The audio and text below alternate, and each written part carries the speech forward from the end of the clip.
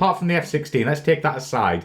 But there's one aircraft you're like, okay, this is kind of fair, but still a difficult fight. F-15. Yep. Right. F-15. And there's a story in my book which is really, really, really fun. Learn How to Lead to Win. Chapter 18 is called The Cable Guy.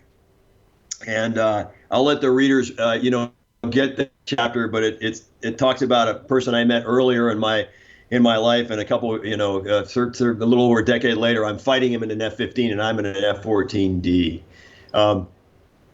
That F-15 is a really, really, really capable airplane, and that's the one you go up against. Okay, this is gonna be awesome. It's like, two boxers totally evenly matched, and it literally is. I can fly my best F-14.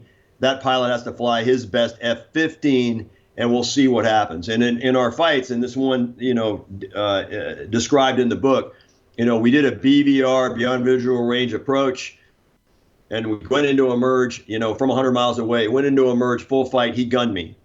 The next fight, we're set up a beam, 15,000 feet, mile of beam, 300 knots, go. I gunned him.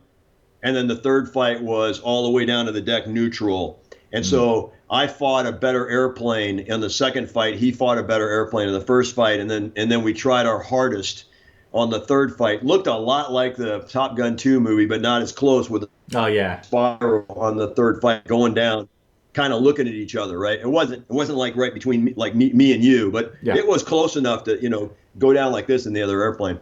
Like I said, you get slow and you start, when you transition on somebody, your nose is down to keep the speed up doing that. And eventually, because of either the ground itself or the soft deck, eventually both airplanes have to pick their noses up, and then you end up in what's called a horizontal or a flat scissors. And now you're slow trying to get behind the other guy like this. And so, yeah, F-15 is the most memorable fight. I have not gotten a chance to even experience the F-15EX.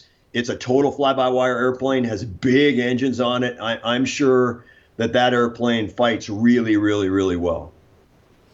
I mean, that's awesome. One thing, it's just a bit of a side note here. So when you were saying you were up with the F-15 like that, did anyone snap any pictures? Because they would have been amazing. Like from your cockpit or anyone like that would have been incredible.